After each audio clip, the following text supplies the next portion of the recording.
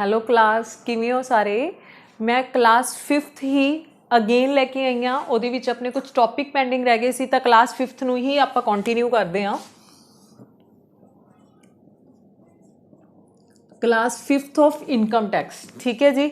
Last class ਦੇ ਵਿੱਚ ਆਪਾਂ ਨੇ ਕੀਤਾ ਸੀ ਵੀ ਸਿੰਪਲੀ ਰੈਜ਼ੀਡੈਂਟ ਆਫ ਪਰਸਨ ਕੀ ਹੁੰਦੇ ਨੇ ਤੇ ਉਹਦੀਆਂ ਕੁਝ ਕੰਡੀਸ਼ਨ। ਸੈਕਿੰਡਲੀ ਆਪਾਂ ਨੇ ਕਰਨਾ ਹੈ ਕਿ ਜਿਹੜੀ ਇਨਕਮ ਹੈ, ਇਨਕਮ ਵੀ ਤਿੰਨ ਤਰ੍ਹਾਂ ਦੀ ਹੁੰਦੀ ਹੈ। ਅੱਗੇ ਇਨਕਮ ਅੱਗੇ ਫਰਦਰ ਤਿੰਨ ਤਰ੍ਹਾਂ ਦੀ ਹੁੰਦੀ ਹੈ। ਇੱਕ ਹੁੰਦੀ ਹੈ included in total income,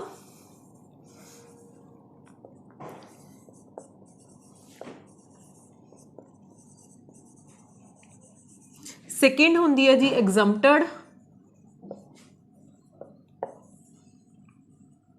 ਐਗਜ਼ਮਪਟਡ from tax, ਠੀਕ ਹੈ ਜੀ। ਫਸਟ ਵਨ ਹੁੰਦੀ ਹੈ ਇਨਕਲੂਡਡ ਇਨ ਇਨਕਮ, ਸੈਕਿੰਡ ਹੁੰਦੀ ਹੈ ਜੀ ਐਗਜ਼ਮਪਟਡ ਫਰੋਮ ਟੈਕਸ, ਥਰਡ ਵਨ ਹੁੰਦੀ ਹੈ ਜੀ ਰਿਬੇਟ।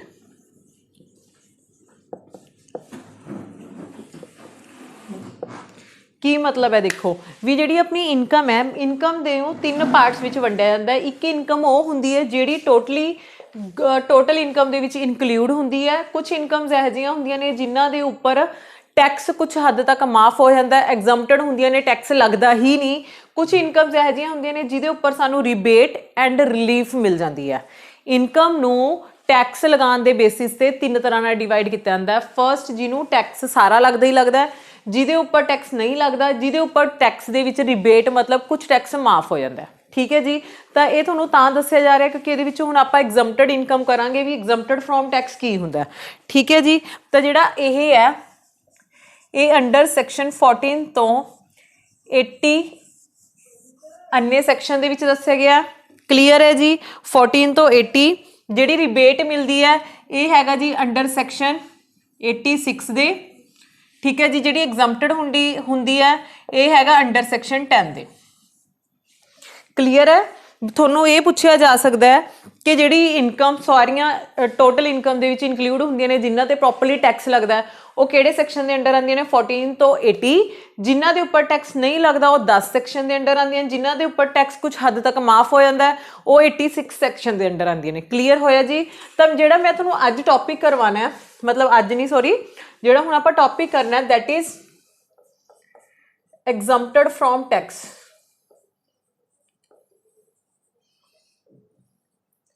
ਐਗਜ਼ਮਪਟਡ ਇਨਕਮ ਅੰਡਰ ਸੈਕਸ਼ਨ 10, ਮਤਲਬ ਤੁਹਾਨੂੰ ਸੈਕਸ਼ਨ 10 ਦੇ ਵਿੱਚ ਦੱਸਿਆ ਜਾਊਗਾ ਕਿਹੜੀ ਇਨਕਮ ਦੇ ਉੱਪਰ ਟੈਕਸ ਨਹੀਂ ਲੱਗਦਾ। ਇਹ PSPCL ਰੈਵਨਿਊ ਅਕਾਊਂਟੈਂਟ ਦੇ ਨਾਲ ਨਾਲ ਜੋ ਬੱਚੇ BCom ਦੇ ਵਿੱਚ ਵੀ ਟੈਕਸ ਪੜ੍ਹ ਰਹੇ ਨੇ, MCom ਦੇ ਵਿੱਚ ਵੀ, ਉਹਨਾਂ ਲਈ ਵੀ ਇਹ ਇੰਪੋਰਟੈਂਟ ਟੌਪਿਕ ਹੈ, ਠੀਕ ਹੈ ਜੀ। ਐਗਜ਼ਮਪਟਡ ਇਨਕਮ, ਚਲੋ ਜੀ ਐਗਜ਼ਮਪਟਡ ਇਨਕਮ ਦੇ ਵਿੱਚ ਸਭ ਤੋਂ ਪਹਿਲਾਂ ਤਾਂ ਇਹ ਆ ਜਾਂਦਾ ਹੈ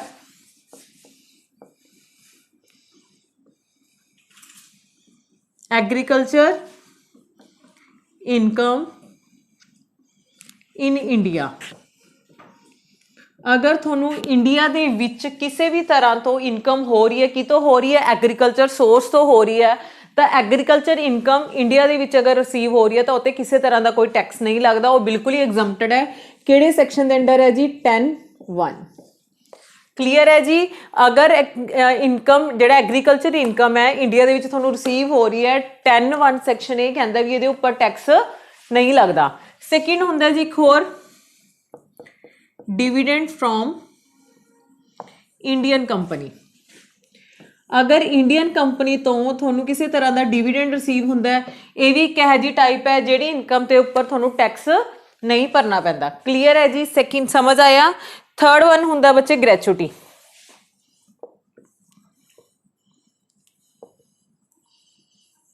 ग्रैचुटी हैगा जी 10 सैक्शन दे अंडर, ठीक है। ग्रैचुटी की होंदी है एक तरह का गिफ्ट होंदा जो किसी नूं रिटायरमेंट के टाइम दिता जांदा है, या एक हैल्प जो डैथ के टाइम आपां उहदी फैमिली नूं दिंदे आ उहनूं की बोलिया जांदा है ग्रैचुटी या गिफ्ट, ठीक है। ये किहड़े सैक्शन के अंडर हुंदा जी 10(10) दे, ठीक है। इहदा एक रूल भी है क्योंकि ग्रैचुटी का गिफ्ट का जो तुहानूं सारा पैसा मिलता सारा माफ नहीं हुंदा, कुछ लिमिट हुंदी है जिहड़ा माफ हुंदा। तुहानूं वो लिमिट लिखवा देनी है जी, की लिमिट हुंदी है अपनी, ठीक है जी। फर्स्ट पॉइंट हैगा जी स्टैचूटरी लिमिट। ਇਹਦਾ ਆਪਾਂ पॉइंट कर रहे हैं बच्चे। फर्स्ट हैगा स्टैचूटरी लिमिट, मतलब जो लॉ ने फिक्स की हुई है।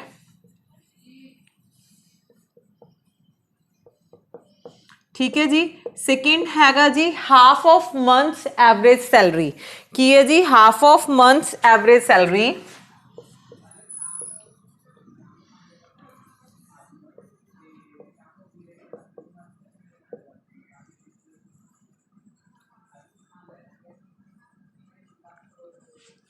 ठीक है जी।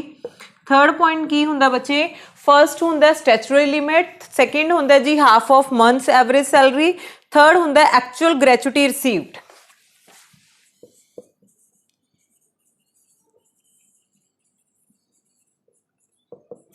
सॉरी, ठीक है जी, रिसीव्ड। जी स्टैचुटरी लिमिट की लिमिट हैगी है 20 लैक्स है, मतलब जो स्टैचुटरी लिमिट है 20 लाख या थोड़ी जिन्नी भी सैलरी है सर्विस के टाइम वो मंथली सैलरी का एवरेज करके हाफ कर देना, तो एक्चुअल ग्रेचुटी तिना चो जी बच्चे लैस होगी वो थोनू टैक्स के विचों माफ होगा, वो उपर टैक्स नहीं लगना जो अमाउंट उरे आऊगी। क्लीयर है जी, थर्ड पॉइंट क्लीयर होया, ठीक है। चलो जी अगे आप करते हैं भोपाल गैस लीकेज डिजास्टर का fourth point.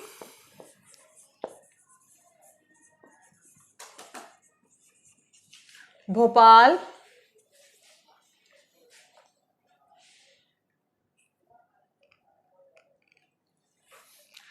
Bhopal gas leakage disaster,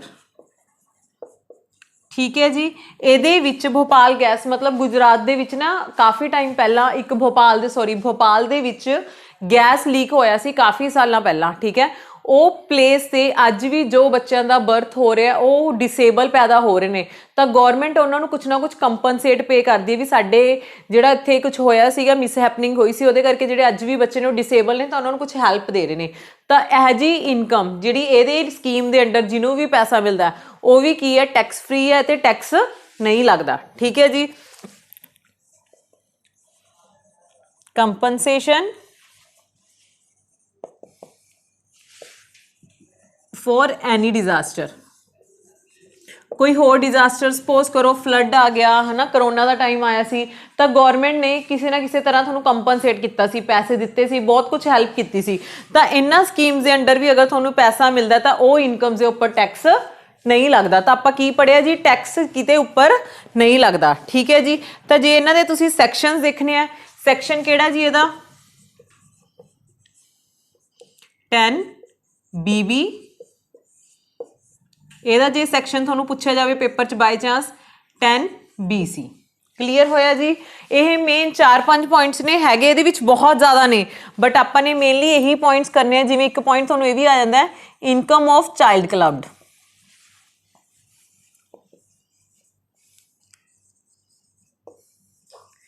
example जी जिमें कोई बच्चा 18 साल तो घट्ट उसकी एज है तो वह पैसे कमा रहा है, तो वह बच्चा 18 साल का जो तक नहीं होंदा उदों तक वो टैक्स पे करने दे लायबल नहीं हैगा, तो ओदी इनकम ओदे पेरेंट्स दे विच ऐड हो जाती है, ठीक है। तो वह बच्चा उहदे लई लायबल नहीं हैगा ना टैक्स पे करने लई, तो बच्चे लई तो इनकम की है एग्जम्प्टेड है, टैक्स फ्री है। तो ये कुछ पॉइंट्स ने बच्चे जिन्हों के उपर इनकम के उपर टैक्स नहीं लगता। फर्स्ट वन एग्रीकल्चर इनकम अगर इंडिया के तां नहीं टैक्स लगता, अगर डिविडेंड मिल रहा थोड़ा इंडियन कंपनी तो तां नहीं टैक्स लगूगा। ग्रैचुटी ये जी अमाउंट घट होगी उन्ना थोड़ा टैक्स की हो जाऊगा, माफ हो जाऊगा। भोपाल गैस लीक दे डिजास्टर के अंडर अगर थोड़ा स्कीम के अंडर पैसे मिलते हैं उस उपर भी कोई टैक्स नहीं लगता। अगर डिजास्टर मतलब फ्लड आ गया, करोना का टाइम आ गया, ड्रॉट आ गया, किसी भी तरह की होर मिसहैपनिंग होगी उस भी थोड़ा पैसा मिलता है तो उत्ते भी टैक्स नहीं लगता। अगर जो बच्चा है 18 साल तो घट एज बच्चा है अगर वो भी पैसे कमा रहा है तो वो इनकम भी टैक्स नहीं लग रहा, ठीक है जी। एक मेन पॉइंट होर आ जाता बच्चे 7th HRA, ठीक है। HRA का फॉर्मूला की होंदा है AR माइनस एग्जम्प्ट, मतलब ये भी कुछ टैक्स माफ होंदा है। और टैक्स कितना माफ होंदा है बच्चे, ये भी फर्दर 3 पॉइंट्स ने। फर्स्ट पॉइंट हैगा जी AR जो थोड़ा एक्चुअल च रेंट मिल रहा है, सैकेंड होंदा जी rent paid minus 10% of salary, third होंदा है जी 40% या 50% ऑफ सैलरी। ਬੱਚੇ ਮੈਂ ਕੋਈ ਤੁਹਾਨੂੰ ਥਿਓਰੈਟੀਕਲ ਪੁਆਇੰਟ ਆਫ ਵਿਊ ਨਾਲ ਨਹੀਂ ਕਰਾ ਰਹੀ, ਜੇ ਉਹ ਪੇਪਰ ਦੇ ਵਿੱਚ MCQs ਆ ਸਕਦੇ ਨੇ ਸਿਰਫ ਮੈਂ ਉਹਨਾਂ ਦੇ ਪੁਆਇੰਟ ਆਫ ਵਿਊ ਉਹ ਮੇਨ ਪੁਆਇੰਟਸ ਕਰਵਾ ਰਹੀ ਹਾਂ, ਠੀਕ ਹੈ। ਇਹਨਾਂ 'ਚੋਂ ਜਿਹੜਾ ਸਭ ਤੋਂ ਲੈਸ ਅਮਾਊਂਟ ਹੋਊਗੀ ਉਹ ਤੁਹਾਨੂੰ ਕੀ ਹੋ ਜੂਗੀ, ਮਾਫ ਹੋ ਜੂਗੀ। HRA ਹੁੰਦਾ ਹਾਊਸ ਰੈਂਟ ਅਲਾਊਂਸ, ਤੁਹਾਨੂੰ ਕੰਪਨੀ ਵੱਲੋਂ ਕੋਈ ਘਰ ਰਹਿਣ ਨੂੰ ਮਿਲ ਰਿਹਾ ਤਾਂ ਉਹਦੇ ਵਿੱਚੋਂ ਕਿੰਨਾ ਮਾਫ ਹੋਊਗਾ, ਇਹਨਾਂ ਤਿੰਨਾਂ ਦੀ ਅਮਾਊਂਟ ਕੱਢ ਕੇ ਜੋ ਸਭ ਤੋਂ ਲੈਸ ਅਮਾਊਂਟ ਹੋਊਗੀ ਉਹਦੇ ਉੱਪਰ ਟੈਕਸ ਨਹੀਂ ਲੱਗੂਗਾ, ਮਾਫ ਹੋ ਜੂਗਾ। ਇੱਥੇ 40% ਹੁੰਦਾ ਬੱਚੇ ਨੌਨ ਮੈਟਰੋ ਸਟੇਸ਼ਨਸ ਲਈ। ਨੌਨ ਮੈਟਰੋ ਸਟੇਸ਼ਨਸ ਉਹ ਸਟੇਸ਼ਨਸ ਹੁੰਦੇ ਨੇ ਜਿਨ੍ਹਾਂ ਦੇ ਵਿੱਚ ਮੈਟਰੋ ਸਟੇਸ਼ਨਸ ਨਹੀਂ, ਮਤਲਬ ਮੈਟਰੋ ਟ੍ਰੇਨ ਨਹੀਂ ਚੱਲਦੀ ਹੈਗੀ, ਜਿਵੇਂ ਮੈਟਰੋ ਇਹ ਹੁੰਦੇ ਨੇ ਮੈਟਰੋ ਸਟੇਸ਼ਨਸ ਲਈ। ਮੈਟਰੋ ਸਟੇਸ਼ਨਸ ਆਪਣੇ ਇੰਡੀਆ ਦੇ ਵਿੱਚ 4 ਨੇ ਜਿਨ੍ਹਾਂ ਨੂੰ ਮੰਨਿਆ ਜਾਂਦਾ ਹੈ, ਚੇਨਈ, ਮੁੰਬਈ, ਠੀਕ ਹੈ, ਕੋਲਕਾਤਾ, ਇੱਕ ਹੋਰ ਹੈ ਬੱਚੇ ਦਿੱਲੀ, ਠੀਕ ਹੈ। ਇਹ ਤਿੰਨ ਨੂੰ ਛੱਡ ਕੇ ਬਾਕੀ ਸਾਰੇ ਨੌਨ ਮੈਟਰੋ ਸਟੇਸ਼ਨਸ ਨੇ। ਮਤਲਬ ਅਗਰ ਤਾਂ ਪਰਸਨ ਆ ਚਾਰੋਂ ਸਟੇਸ਼ਨਸ ਦੇ ਵਿੱਚ ਰਹਿੰਦਾ ਤਾਂ ਲੱਗੂਗਾ 50% ਆਫ ਸੈਲਰੀ। ਅਗਰ ਉਹ ਪਰਸਨ ਕਿਸੇ ਇਹਨਾਂ ਚਾਰਾਂ ਤੋਂ ਬਿਨਾਂ ਕਿਸੇ ਹੋਰ ਸ਼ਹਿਰ 'ਚ ਰਹਿੰਦਾ ਤਾਂ ਉਹਦੇ ਉੱਪਰ ਕਿੰਨਾ ਲੱਗੂਗਾ, 40%। ਤਾਂ ਇੱਕ ਟੌਪਿਕ ਤੁਹਾਡਾ ਇਹ ਕਲੀਅਰ ਹੋ ਗਿਆ ਬੱਚੇ ਵੀ ਐਗਜ਼ੈਂਪਟਡ ਇਨਕਮ ਕਿਹੜੇ ਸੈਕਸ਼ਨ ਦੇ ਅੰਡਰ 10। ਤਾਂ ਕੁਝ ਜਿਹੜੇ ਮੈਨੂੰ 5 ਜਾਂ 6 ਪੁਆਇੰਟਸ ਮੋਸਟ ਇੰਪੋਰਟੈਂਟ ਲੱਗੇ ਜਿਨ੍ਹਾਂ ਦੇ ਵਿੱਚੋਂ MCQs ਆਉਂਦੇ ਨੇ, ਜਿਵੇਂ ਗ੍ਰੈਚੁਇਟੀ ਦੇ ਵਿੱਚੋਂ ਪੁੱਛ ਲੈਂਦੇ ਨੇ, ਡਿਵੀਡੈਂਡ ਬਾਰੇ ਪੁੱਛ ਲੈਂਦੇ ਨੇ, ਠੀਕ ਹੈ ਜੀ, ਇਨਕਮ ਆਫ ਚਾਈਲਡ ਕਲੱਬ, ਇਹਨਾਂ ਪੁਆਇੰਟਸ ਨੂੰ ਪੁੱਛ ਲੈਂਦੇ ਨੇ ਵੀ ਕਿ ਇਹ ਐਗਜ਼ੈਂਪਟਡ ਹੈ ਜਾਂ ਨਹੀਂ, ਠੀਕ ਹੈ ਜੀ। ਤਾਂ ਤੁਹਾਨੂੰ ਕਲੀਅਰ ਹੋ ਗਿਆ। ਚਲੋ ਜੀ ਹੁਣ ਆਪਾਂ ਕਰਦੇ ਹਾਂ ਨੈਕਸਟ ਪੁਆਇੰਟ।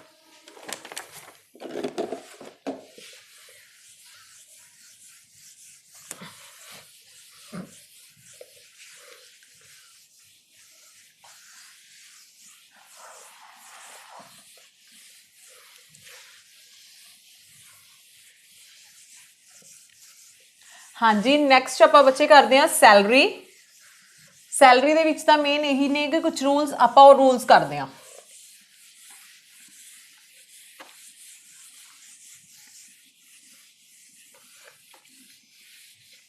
हाँ जी, हुण आपां ने पढ़ना है कुछ सैलरी दे विच पॉइंट्स ने जिन्हां दे उपर टैक्स लगदा है, कुछ चीज़ां ने जिन्हां दे उपर टैक्स नहीं लगदा, कुछ दे उपर टैक्स माफ हो जाता है, ठीक है। तो आपां ने 5 हैड्स पढ़े सी ना, इस तो पहला जी 5th क्लास ही अपनी 5th क्लास नूं ही कंटिन्यू कर रहे हैं। तुहानूं 5 हैड्स दस्से सी। पहला सैलरी हैड नूं आपां देख लैणे थोड़ा जिहा।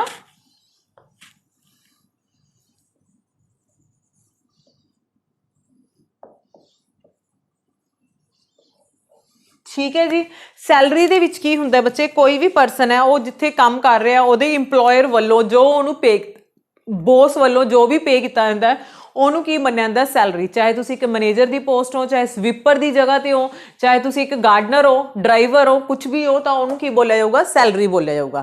तो सैलरी ਦੇ ਵਿੱਚ ਚੈਪਟਰ ਦੇ ਵਿੱਚ ਕੁਝ ਆਪਾਂ ਨੂੰ डिडक्शनस नहीं सॉरी एग्जम्पशनस मिलदियां ने। कुछ चीज़ों के उपर ਆਪਾਂ ਨੂੰ टैक्स थोड़ा जिहा माफ हो जाता है। वो ਕਿਹੜੀ फैसिलिटीज़ ने, चलो करते हैं। ये अपना हैगा बच्चे 3rd, क्योंकि आप सैलरी बारे कर रहे हैं ना फर्स्ट वीडियो के अकॉर्डिंग। चलो जी हुण तुहानूं फैसिलिटीज़ दस दियां।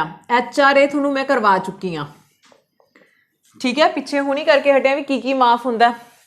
सैकेंड हुंदा बच्चे जिवें एजुकेशन अलाउंस, तुहानूं आ सकता है कि अगर तुहाडे बच्चे पढ़ते ने तो तुहानूं उहदे बदले कुछ ना कुछ थोड़ा बहुत टैक्स माफ हो जाऊगा। कितना माफ होगा जी, 100 पर मंथ पर चाइल्ड फॉर 2 चिल्ड्रन। 2 बच्चों तो वध तुहानूं ये फैसिलिटी नहीं मिलनी। अगर तुहाडे 2 बच्चे कित्थे पढ़ रहे ने तो 2 बच्चों का 1 महीने का 100 रुपया माफ है। तो उस अकॉर्डिंग तुसी साल का खर्चा तुहानूं की हो जाऊगा, माफ हो जाऊगा। किहदा, एजुकेशन अलाउंस का। तुसी की याद रखना तुहानूं आ गया, अगर एजुकेशन अलाउंस का कितना टैक्स माफ होंदा है, 100 पर मंथ फॉर 2 चिल्ड्रनस। मतलब एक बच्चे लई 100 रुपया माफ है तो 2 लई कितना हो गया, 200 रुपया महीना माफ हो गया, ठीक है जी। 3rd बच्चे, अगर तुहाडा कोई बच्चा होस्टल च रह रहा है फिर भी तुहानूं फैसिलिटी मिलूगी, फिर भी कुछ टैक्स तुहानूं माफ हो सकता है, टैक्स तो बच सकते हो। कितना होगा जी, 300 पर मंथ पर child for 2 children. Same clear होया जी, फॉर 2 चिल्ड्रन, ठीक है जी। 4th वन हैगा बच्चे travelling allowance.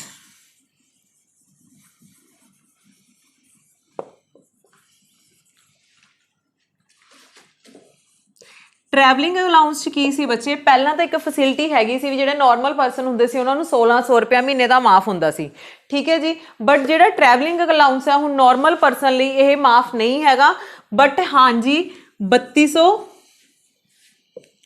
Per month, 3200 per month किन्ना लई माफ है? डिसेबल पर्सन लई।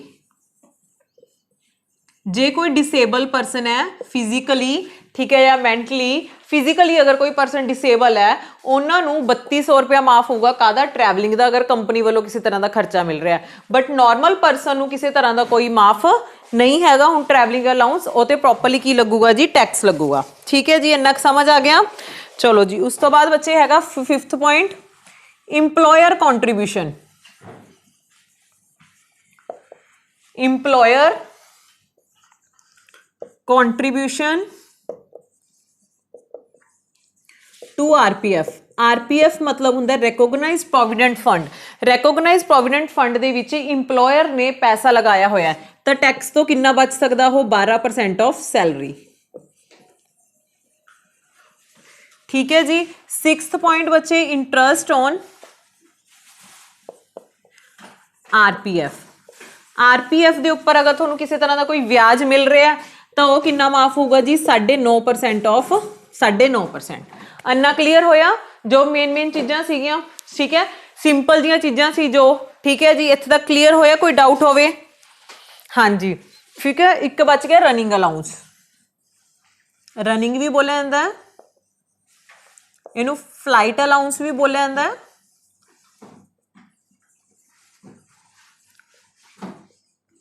ठीक है जी। इनू भी कुछ माफ है। कितना माफ है? 10,000 पर मंथ और, ठीक है, 70% ऑफ अलाउंस,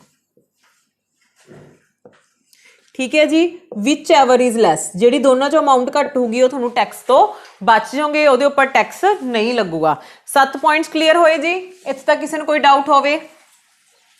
ਇਹਦਾ फॉर्मूला लिखवाया सी थोनू AR माइनस एग्जाम। हाँ जी, ठीक है स्टूडेंट्स। चलो हाँ जी,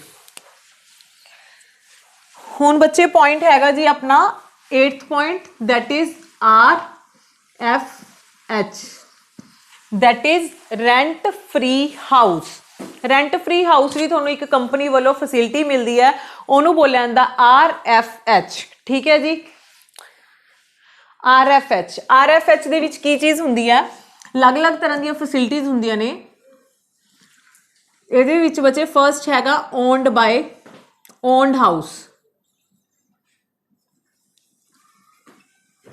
ठीक है। ओन्ड हाउस दे विच की हुंदा है? सब तो पहला तो यह देखा जाता भी क्योंकि तुसी गवर्नमेंट इंप्लॉई हो या तुसी अदर इंप्लॉई हो, ठीक है जी। तो थोनू कितना माफ होगा? ਇਹਦੇ ਵਿੱਚ कितना होगा जी? टैक्सेबल,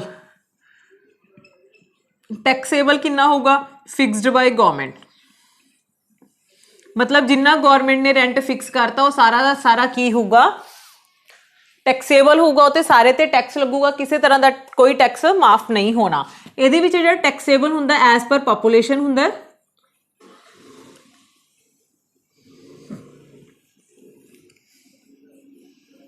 एज पर पॉपुलेशन, ठीक है जी। जे थोड़ी पॉपुलेशन लैस दैन 10 लैक्स है, ठीक है, थोड़ी पॉपुलेशन जिथे शहर च रह रहे हो 10 लाख तो 25 लाख दे विच है, जे पॉपुलेशन 25 लाख तो अबव है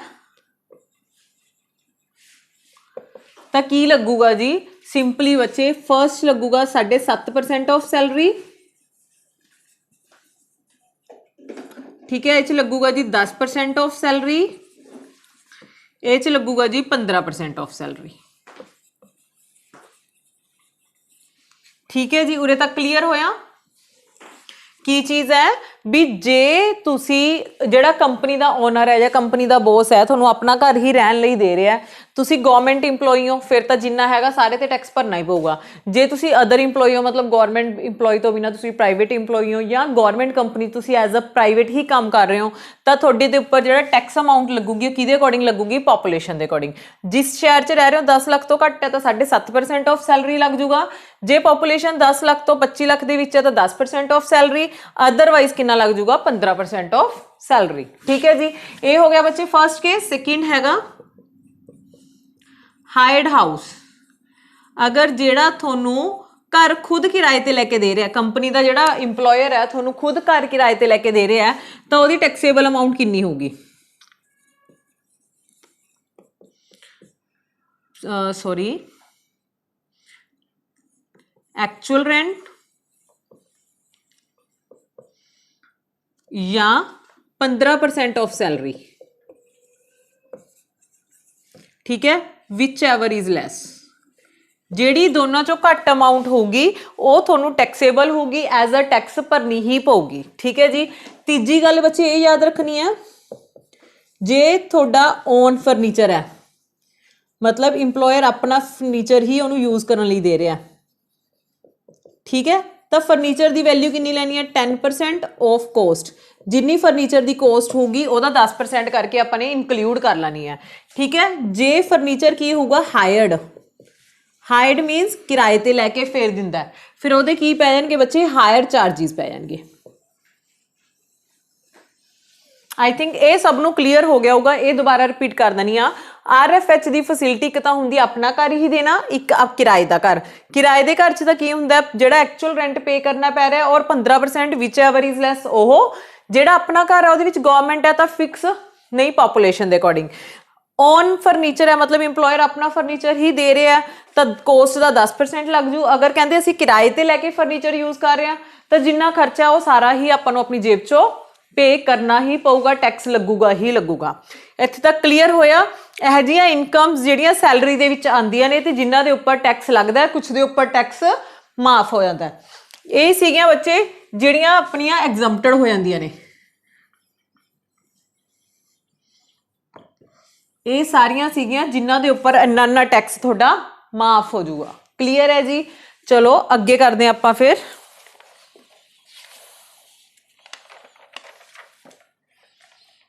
हाँ जी, नैक्सट करते हैं जी हाउस प्रॉपर्टी।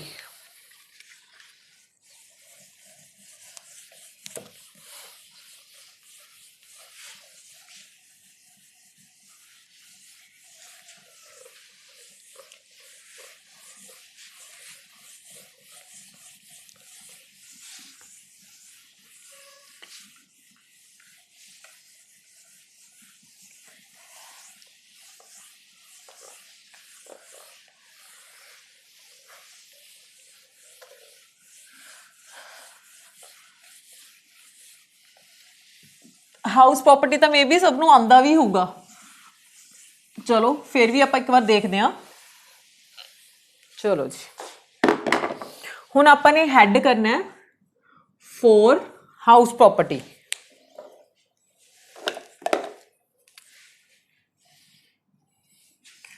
हाउस प्रॉपर्टी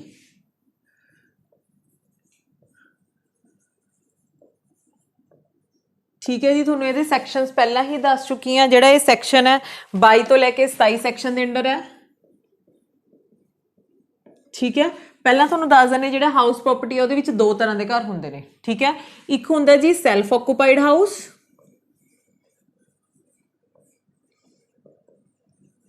एक हुंदा जी let out house. Self occupied house वो घर हुंदा जिहड़ा अपना घर हुंदा जिहदे विच असीं खुद रहने आ, रह भी लैंदे आ, नहीं भी रहंदे, खाली भी रह जांदा है, that is called self occupied house. Let out house हुंदा जिहड़ा आपां घर अपना किराए ते दे दिंदे किसी नूं रहण लई, that is let out house. तां हुण इहदे विच आपां ने दोनां दे विच इनकम कड्ढनी है। इनकम कड्ढण दा फॉर्मेट की हुंदा है? इहदे विच सब तो पहला जिहड़ी GAV हुंदी है वो हुंदी है जी नील। GAV मतलब हुंदा साल दा किराया। ठीक है, ਤੁਹਾਨੂੰ ਆਪਣੇ ਘਰ ਦੇ ਵਿੱਚੋਂ ਕਦੇ ਵੀ ਕਿਰਾਇਆ ਆਂਦਾ नहीं आंदा ना, कोई इनकम हुंदी है नहीं हुंदी। तो GAV मतलब हुंदी है ग्रोस एनुअल वैल्यू, साल दा रेंट। ਇਹਦੇ ਵਿੱਚੋਂ ਤੁਹਾਨੂੰ कुछ नहीं आंदा, दैट्स वाई ऑलवेज की ਰਹੂਗੀ नील जीरो। ठीक है, ਇਹਦੇ ਵਿੱਚ ਜ਼ਿਆਦਾਤਰ ਸਿਰਫ ਇੱਕੋ ਹੀ ਖਰਚਾ ਹੁੰਦਾ ਹੈ, ਉਹ ਖਰਚੇ ਨੂੰ ਆਪਾਂ ਬੋਲਦੇ ਆ ਇੰਟਰਸਟ ਔਨ ਲੋਨ। जो भी ਉਹਦੀ ਅਮਾਉਂਟ ਹੋਊਗੀ ਉਰੇ ਪਾ ਦੋਗੇ, ਉਹਨੂੰ ਮਾਈਨਸ ਕਰ ਦੋਗੇ, ਮਾਈਨਸ ਕਰਕੇ ਇਹ ਘਰ ਦੇ ਵਿੱਚੋਂ ਹਮੇਸ਼ਾ ਹੀ ਤੁਹਾਨੂੰ ਲੋਸ ਹੁੰਦਾ ਹੁੰਦਾ ਹੈ। ਕੀ ਹੁੰਦਾ ਜੀ? ਲੋਸ ਹੁੰਦਾ ਹੈ, ਕਿਉਂਕਿ ਇਨਕਮ ਕੋਈ ਹੈ ਨਹੀਂ, ਖਰਚੇ ਤੁਹਾਡੇ ਆਪਣੇ ਘਰ 'ਚ ਬਹੁਤ ਹੋ ਜਾਂਦੇ ਨੇ, ਤਾਂ ਇਹਦੇ ਵਿੱਚੋਂ ਹਮੇਸ਼ਾ ਤੁਹਾਨੂੰ ਕੀ ਹੁੰਦਾ ਹੈ? ਲੋਸ ਹੁੰਦਾ ਹੈ। ਫਾਇਦਾ ਤੁਹਾਨੂੰ ਕਿੱਥੋਂ ਹੁੰਦਾ ਜੀ? ਲੈਟ ਆਊਟ ਹਾਊਸ 'ਚੋਂ। ਆ ਜਾਓ ਜੀ, ਲੈਟ ਆਊਟ ਹਾਊਸ GAV ਇਹਦੇ ਵਿੱਚ ਹਮੇਸ਼ਾ ਕੁਛ ਨਾ ਕੁਛ ਹੋਊਗੀ। ਠੀਕ ਹੈ, ਉਹਦੇ ਵਿੱਚੋਂ ਮਾਈਨਸ ਕਰਨਾ ਹੁੰਦਾ ਜੀ ਮਿਊਨਿਸਪਲ ਟੈਕਸ।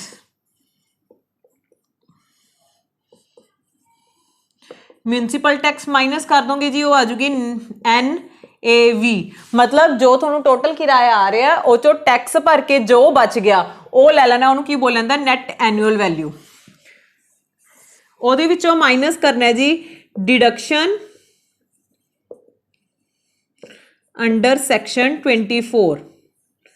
ठीक है, डिडक्शन माइनस होगी, ए डिडक्शन हैगी है जी स्टैंडर्ड डिडक्शन। किवें निकलती है जी ये 30% ऑफ NAV, 30% फिक्स है। ਤੁਹਾਨੂੰ ਉੱਥੇ क्वेश्चन आ सकता है भी जी NAV ਦੇ ਉੱਪਰ डिडक्शन लगती है ਕਿਹੜੇ ਸੈਕਸ਼ਨ ਦੇ ਅੰਡਰ लगती है? 24 ਇਹ ਸੈਕਸ਼ਨ ਕੀ ਸਾਨੂੰ ਦੱਸਦਾ ਹੈ? ਸਟੈਂਡਰਡ डिडक्शन ਲੱਗੂਗੀ, ਕਿੰਨੀ ਲੱਗੂਗੀ? 30% ऑफ NAV। ਸੈਕਿੰਡ ਹੁੰਦਾ ਜੀ डिडक्शन ਲੱਗਦੀ ਹੁੰਦੀ ਹੈ 24B ਦੇ ਅੰਡਰ, ਜਿਹਨੂੰ ਅਸੀਂ ਬੋਲਦੇ ਹਾਂ ਇੰਟਰਸਟ ਔਨ ਲੋਨ। ਠੀਕ ਹੈ ਜੀ, ਇਹਦੀ ਵੈਲਿਊ ਵੀ ਇੱਥੇ ਆ ਜੂਗੀ, ਇਹਨੂੰ ਵੀ ਮਾਈਨਸ ਕਰ ਦਾਂਗੇ, ਇਹਦੀ ਵੈਲਿਊ ਵੀ ਉਰੇ ਆ ਜੂਗੀ, ਇਹਨੂੰ ਮਾਈਨਸ ਕਰ ਦਾਂਗੇ, ਲਾਸਟ 'ਚ ਕੀ ਨਿਕਲ ਜੂਗਾ? Income from house property. ठीक है जी, मेनली ਤੁਹਾਨੂੰ ਕੀ ਪੁੱਛਿਆ ਜਾ ਸਕਦਾ ਹੈ ਕਿ ਜਿਹੜੀ ਸੈਲਫ ਆਕੂਪਾਈਡ ਹੈ ਉਹਦੇ ਵਿੱਚ GAV ਕਿੰਨੀ ਵੈਲਿਊ ਹੁੰਦੀ ਹੈ? ਕੋਈ ਵੈਲਿਊ ਹੁੰਦੀ ਹੈ ਜਾਂ ਨੀਲ ਹੁੰਦੀ ਹੈ? ਤਾਂ ਆਲਵੇਜ਼ ਨੀਲ ਹੁੰਦੀ ਹੈ। ਲੈਟ ਆਊਟ ਹਾਊਸ ਦੇ ਵਿੱਚੋਂ GAV ਕੁਛ ਨਾ ਕੁਛ ਹੋਊਗੀ, ਕਿਉਂਕਿ ਘਰ ਕਿਰਾਏ ਤੇ ਦੋਗੇ, ਕੁਛ ਨਾ ਕੁਛ ਆਊਗਾ ਹੀ, ਰੈਂਟ ਆਊਗਾ ਤਾਂ ਰੈਂਟ। म्यूनसिपल टैक्स माइनस करना है, पर म्यूनसिपल टैक्स वो लेना है जिहड़ा ओनर पे करूगा, क्योंकि जिहड़ी इनकम होगी किनू होगी? ओनर नू। तो जिहड़ा टैक्स है अगर ओनर पे करदा तो आपां उहनूं लवांगे। माइनस करके की आ जाऊगा जी NAV। डिडक्शन किहदे अंडर है? 24 दे अंडर। ए सैक्शन की दसदा है? Standard deduction. ते B की दसदा है जी इंटरस्ट ऑन लोन। ठीक है, इत्थे तक कोई डाउट होवे किसी नूं? चलिए जी अगे। चलो एक चीज़ तुहानूं बच्चे होर दसनी है, जिहड़ा अपना ठीक है जिहड़ा GAV है, GAV कढदे किवें आ? आपां नूं 4 तरह का रेंट दिता हुंदा जी। 4 तरह का किहड़ा हुंदा? एक MRV, एक FRV। पहला दोनों नूं कंपेयर करदे आ, दोनों च जिहड़ी मोर वैल्यू हुंदी है, जिहड़ी ज़्यादा वड्डी वैल्यू हुंदी है वो लै लैंदे आ। ठीक है, सैकेंड पॉइंट्स की करते हैं, जिहड़ी दोनों चों मोर होगी वो लै लई, ਉਹਨੂੰ ਕੰਪੇਅਰ ਕਰਦੇ ਆ SR ਨਾਲ। ਦੋਨਾਂ ਦੇ ਵਿੱਚੋਂ ਜਿਹੜੀ ਛੋਟੀ ਹੁੰਦੀ ਹੈ ਫਿਰ ਆਪਾਂ ਉਹ ਲੈਣੇ ਆ। ਠੀਕ ਹੈ ਜੀ। ਥਰਡ ਹੁੰਦਾ ਜਿਹੜੀ ਲੈਸ ਵੈਲਿਊ ਆ ਗਈ ਇਹਦੇ ਵਿੱਚ, ਫਿਰ ਉਹਨੂੰ ਐਕਚੁਅਲ ਰੈਂਟ ਨਾਲ ਕੰਪੇਅਰ ਕਰਦੇ ਆ। ਦੋਨਾਂ ਤੋਂ ਜਿਹੜੀ ਫੇਰ ਮੋਰ ਜਾਂ ਹਾਈ ਹੋਊਗੀ ਉਹਨੂੰ ਅਸੀਂ ਕੀ ਬੋਲਦੇ ਆ? GAV। ਕਲੀਅਰ? ਇੰਨਾ ਕੁ ਸਮਝ ਆ ਗਿਆ? ਠੀਕ ਹੈ, ਇਹ ਤਾਂ ਉਦੋਂ ਕਰਨਾ ਬੱਚੇ ਜਦੋਂ 4 ਰੈਂਟਸ ਆਰ ਗਿਵਨ, ਜਦੋਂ ਚਾरों रेंट गिवन हो। ठीक है, सपोज करो, ठीक है, if any one rent is missing, अगर एक या एक तो ज़्यादा रेंट मिसिंग ने। ठीक है, अगर एक या एक तो ज़्यादा रेंट मिसिंग ने, मतलब थोड़ा हुण 4 तरह का रेंट है, 1 2 3 4, चारों ने तो हम स्टैप फॉलो करके चलोगे। अगर चारों चो कोई भी एक रेंट नहीं हैगा गिवन, मान लो नहीं हैगा, तो ਉਹਦੇ ਵਿੱਚ ਜਿਹੜੀ GAV ਆਊਗੀ ਉਹ ਜਿਹੜੀ ਸਭ ਤੋਂ ਹਾਈਐਸਟ ਵੈਲਿਊ ਹੋਊਗੀ ਤਿੰਨਾਂ ਚੋਂ, ਬਸ ਉਹਨੂੰ ਤੁਸੀਂ ਲੈ ਲੈਣਾ। ਐਗਜ਼ਾਮਪਲ ਦਵਾਂ, ਜਿਵੇਂ ਸਪੋਜ਼ ਕਰੋ ਇਹ ਹੈਗੀ 2 ਲੱਖ, ਇਹ ਹੈਗੀ 4 ਲੱਖ, ਦੋਨਾਂ ਚੋਂ ਵੱਡੀ ਕਿਹੜੀ ਹੈ? 4 ਲੱਖ। 4 ਲੱਖ ਲੈ ਲਈ ਤੁਸੀਂ ਉਰੇ। ਠੀਕ ਹੈ ਜੀ। SR ਦੀ ਵੈਲਿਊ ਹੈਗੀ ਸਪੋਜ਼ ਕਰੋ 3 ਲੱਖ, ਦੋਨਾਂ ਚੋਂ ਛੋਟੀ ਕਿਹੜੀ ਹੈ? 3 ਲੱਖ, ਉਹ ਉਰੇ ਲੈ ਲਈ ਜੀ। क्लीयर? 3 लाख उरे हैगी सपोज 6 लाख, दोनों चो वड्डी केड़ी है? तो GAV की आ जाऊगा 6 लाख। क्लीयर होया? बट सपोज करो ਇਹਦੇ ਵਿੱਚ ਤੁਹਾਡੇ ਕੋਲ SR नहीं हैगी, तो ਤੁਹਾਡੇ ਕੋਲ 3 चीज़ां गिवन होणगियां, 2 लाख 4 लाख ते 6 लाख। ਤਿੰਨਾਂ ਚੋਂ ਸਭ ਤੋਂ ਵੱਡੀ ਕਿਹੜੀ ਹੈ 6 ਲੱਖ, ਤਾਂ ਇਸ ਕੇਸ ਦੇ ਵਿੱਚ GAV ਕੀ ਹੋ ਜੂਗੀ ਸਭ ਤੋਂ ਹਾਈਐਸਟ। ਇੱਕ ਤਾਂ ਇਹ ਪੁਆਇੰਟ ਹੈ ਬੱਚੇ।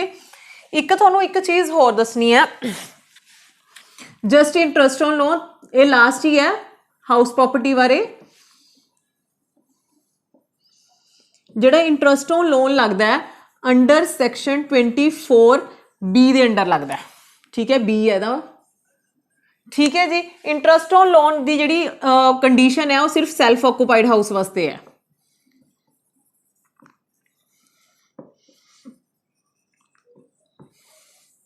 ਠੀਕ ਹੈ, ਸੈਲਫ ਆਕੂਪਾਈਡ ਦੇ ਵਿੱਚ ਅਗਰ ਜਿਹੜਾ ਤੁਸੀਂ ਲੋਨ ਲਿਆ ਬਿਫੋਰ 1/8/1999 ਤੇ ਜੇ ਤੁਸੀਂ ਆਫਟਰ ਲਿਆ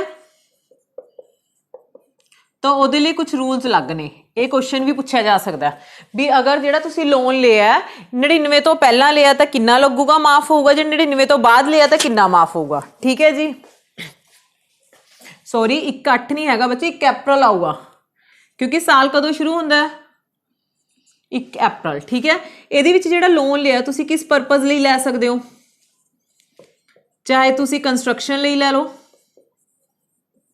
ਵੀ ਘਰ ਬਣਾਉਣ ਲਈ, ਚਾਹੇ ਤੁਸੀਂ ਰਿਪੇਅਰ ਕਰਾਉਣ ਲਈ ਲੈ ਲਓ, ਚਾਹੇ ਤੁਸੀਂ ਘਰ ਖਰੀਦਣ ਲਈ ਲੈ ਲਓ, ਕਿਸੇ ਵੀ ਪਰਪਸ ਲਈ ਲੈ ਸਕਦੇ ਸੀ। ਠੀਕ ਹੈ, ਉਹਦੀ ਲਿਮਿਟ ਕਿੰਨੀ ਸੀ, ਮੈਕਸਿਮਮ ਲਿਮਿਟ 30,000। 30,000 ਤੋਂ ਵੱਧ ਕਦੇ ਇੰਟਰਸਟ ਔਨ ਲੋਨ ਦੀ ਤੁਹਾਨੂੰ ਫੈਸਿਲਿਟੀ ਨਹੀਂ ਮਿਲ ਸਕਦੀ। ਪਰ ਜਿਹੜਾ ਇੱਧਰ ਹੈ ਅਗਰ ਤੁਹਾਡਾ ਪਰਪਸ ਹੈਗਾ ਰਿਪੇਅਰ ਦਾ,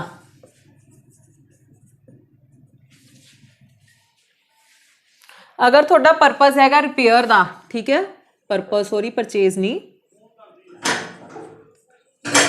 ਪਰਪਸ ਹੈਗਾ ਰਿਪੇਅਰ ਦਾ, ਤਾਂ ਜਿਹੜੀ ਤੁਹਾਨੂੰ ਅਮਾਊਂਟ ਮਾਫ ਹੋਊਗੀ, ਠੀਕ ਹੈ, ਜਿਹੜੀ ਤੁਹਾਨੂੰ ਅਮਾਊਂਟ ਮਾਫ ਹੋਊਗੀ ਉਹ ਕਿੰਨੀ ਮਾਫ ਹੋਊਗੀ ਜੀ 30,000। ਠੀਕ ਹੈ, ਅਗਰ ਤੁਹਾਡਾ ਪਰਪਸ ਹੈਗਾ ਪਰਚੇਜ਼ ਕਰਨਾ ਘਰ ਜਾਂ ਤੁਹਾਨੇ ਕੀ ਕਰਨੀ ਹੈ ਕੰਸਟਰਕਸ਼ਨ ਕਰਨੀ ਹੈ, ਠੀਕ ਹੈ, ਤਾਂ ਕਿੰਨਾ ਅਮਾਊਂਟ ਮਾਫ ਹੋਊਗਾ ਜੀ 30,000। ਠੀਕ ਹੈ ਜੀ, ਸਮਝ ਆਇਆ। ਠੀਕ ਹੈ, ਦੁਬਾਰਾ ਰਿਪੀਟ ਕਰ ਦਿੰਦੇ, ਅਗਰ ਆਪਾਂ 99 ਤੋਂ ਪਹਿਲਾਂ ਕਰ ਲੈ ਰਹੇ ਹਾਂ ਤਾਂ ਕੀ ਹੋਊਗਾ ਜੀ 30,000 ਮਾਫ ਹੋਊਗਾ। ਜੇ ਤੁਸੀਂ ਰਿਪੇਅਰ ਕਰਾ ਰਹੇ ਹੋ ਤਾਂ 30,000 ਮਾਫ ਹੋਊਗਾ, ਬਟ ਅਗਰ ਪਰਚੇਜ਼ ਜਾਂ ਕੰਸਟਰਕਸ਼ਨ ਲਈ ਲੈ ਰਹੇ ਹੋ ਤਾਂ ਤੁਹਾਨੂੰ ਕਿੰਨਾ ਲੋਨ ਮਾਫ ਹੋਊਗਾ ਜੀ 2 ਲੱਖ ਦਾ। ਠੀਕ ਹੈ ਜੀ, ਇਹ ਪਲੀਜ਼ ਧਿਆਨ ਨਾਲ ਦੇਖ ਲਿਓ। ਇਹ ਕੁਝ ਕੰਡੀਸ਼ਨਸ ਨੇ, ਸਿਰਫ ਸੈਲਫ ਆਕੂਪਾਈਡ ਹਾਊਸ ਲਈ ਨੇ। Interest on loan the facility ਹੈ, 99 ਤੋਂ ਪਹਿਲਾਂ ਘਰ ਲੈ ਰਹੇ ਹੋ ਤਾਂ 30,000 ਮਾਫ ਹੈ, 99 ਤੋਂ ਬਾਅਦ ਲੈ ਰਹੇ ਹੋ ਰਿਪੇਅਰ ਲਈ 30,000, ਪਰਚੇਜ਼ ਤੇ ਕੰਸਟਰਕਸ਼ਨ ਲਈ 2 ਲੱਖ। ਠੀਕ ਹੈ, ਇੱਕ ਚੀਜ਼ ਹੋਰ, ਜਿਹੜਾ ਮਰਜ਼ੀ ਹੋਵੇ ਇੰਟਰਸਟ ਔਨ ਲੋਨ ਤੁਸੀਂ ਸਿਰਫ ਪਿਛਲੇ 5 ਸਾਲਾਂ ਦਾ ਲੈਣਾ, 5 ਪ੍ਰੀਵੀਅਸ ਈਅਰਸ ਦਾ ਲੈਣਾ। ਅਗਰ 5 ਤੋਂ ਜ਼ਿਆਦਾ ਸਾਲਾਂ ਲਈ ਤੁਹਾਨੂੰ ਇੰਟਰਸਟ ਔਨ ਲੋਨ ਦਿੱਤਾ ਹੋਇਆ ਤਾਂ ਉਹਨੂੰ ਤੁਸੀਂ ਇਨਕਲੂਡ ਕਰਕੇ ਨਹੀਂ ਚੱਲਣਾ। ਠੀਕ ਹੈ ਜੀ, ਇਹ ਅੱਜ ਦੀ ਵੀਡੀਓ ਓਨੀ ਹੀ। Thank you.